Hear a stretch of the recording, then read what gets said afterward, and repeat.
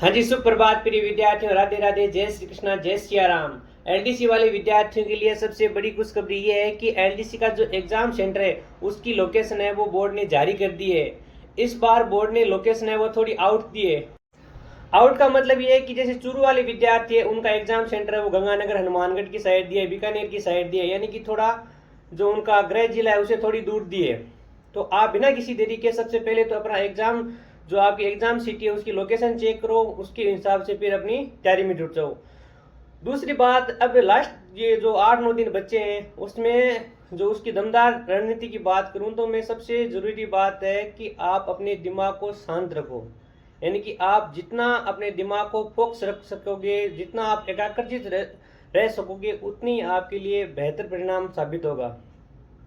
अब लास्ट में आप किसी भी मैराथन के चक्कर में ना पड़े, कोई भी मैराथन ना देके अपने दिमाग को शांत रखे। अब लास्ट टाइम में कोई मेरे जैसे यूट्यूबर कोई कैसे बनाएगा, कोई कैसे बनाएगा, आप उन सब से बच के रहना। आपने जो भी पढ़ा है उसका रिवीजन करना। अब जैसे एलडीसी में 2 एग्जाम होंगे आप अपने, फर्स्ट पेपर और सेकंड पेपर। अब फर्स्ट पेपर के लिए आप मैथ्स के फॉर्मूले हैं, आजकल जो फॉर्मूले ज़्यादा पूछ रहे हैं जैसे ज्योमेट्री के है ना, तो आप ज्योमेट्री के, ट्रिग्नोमेट्री की जो सर्व समीकरण हैं, फॉर्मूले, उनको एक बार रिवाइज करना।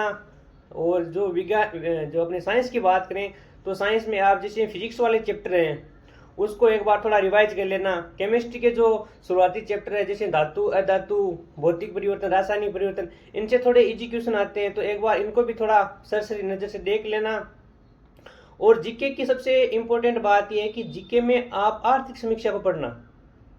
आर्थिक समीक्षा और करंट बहुत बड़ा मैटर साबित करेंगी इस बार।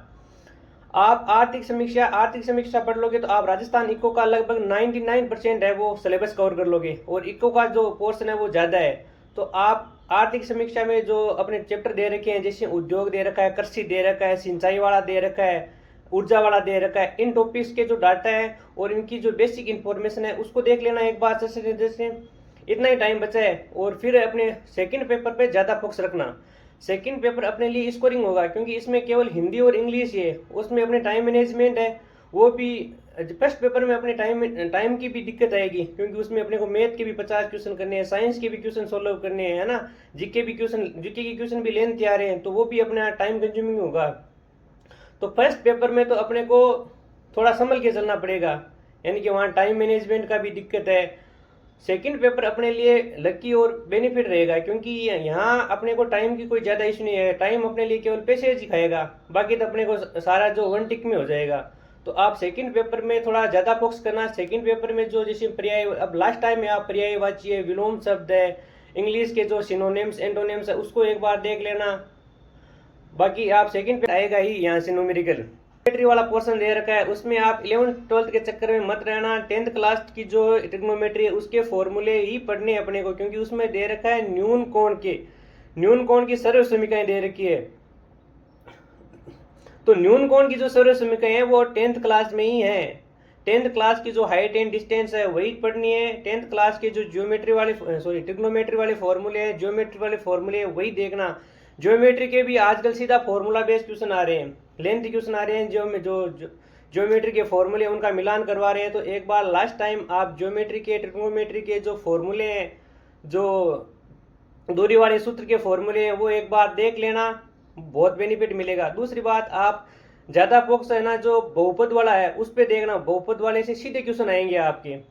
फिर आप रही बात साइंस की, तो साइंस में आप जो विद्युत वाला चैप्टर है, प्रकाश वाला चैप्टर है, इसके तो थोड़े बहुत फॉर्मूले उसको देख लेना। बाकी जो ये धातु अधातु वाला चैप्टर है, जो भौतिक और रासायनिक परिवर्तन वाला चैप्टर है, यहाँ से इजी क्वेश्चन आएंगे, एक बार सरसरी नज़र से इनको भी देख लेना।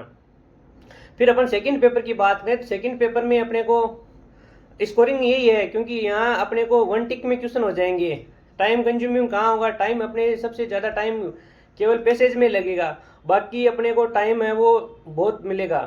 तो आप ज़्यादा से ज़्यादा हिंदी इंग्लिश पे फोकस रखना। लास्ट टाइम हिंदी इंग्लिश में भी आपको जो वोकेब है यानी कि शब्द क्षमता है उसको थोड़ा अच्छा करना है, वहाँ थोड़ा ज़्यादा प्रैक्टिस करनी है क्योंकि वहाँ से अपने को सीधे क्वेश्चन मिलेंगे। दूसरी बात, अपने को हिंदी इंग्लिश समझने में थोड़ी आसानी रहेगी। जैसे अपन इंग्लिश की बात करें तो इंग्लिश में अपन जो सिनोनिम्स, एंटोनिम्स है, वन वर्ड्स है, इनको पढ़ते हैं तो अपने को डबल फायदा होता है। पहला फायदा तो ये होता है कि अपना जो वन टिक के क्वेश्चन होंगे सीधे आएंगे वो सोल्व हो जाएंगे, और दूसरी बात आप अपने को जो इंग्लिश है उसको समझने की क्षमता है वो विकसित होगी, अपने को जो पैसेज करने की क्षमता है वो विकसित होगी।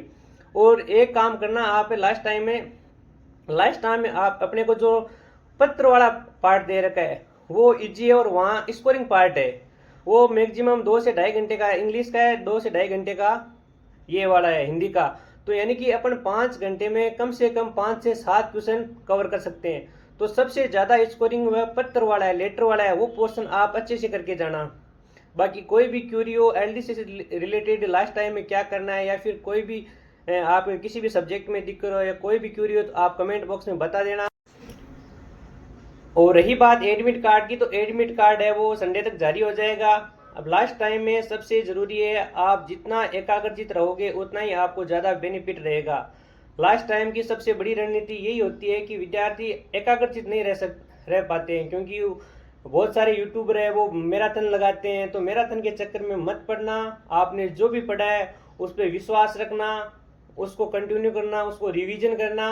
लास्ट टाइम में करंट, इको सर्वे और जो मैथ के फॉर्मूले हैं, साइंस के चैप्टर है जैसे विद्युत वाला चैप्टर है और जो प्रकाश वाला चैप्टर है उसके फॉर्मूले वगैरह देख लेना, उससे यहाँ से न्यूमेरिकल आने की संभावना रहती है और लगभग 100%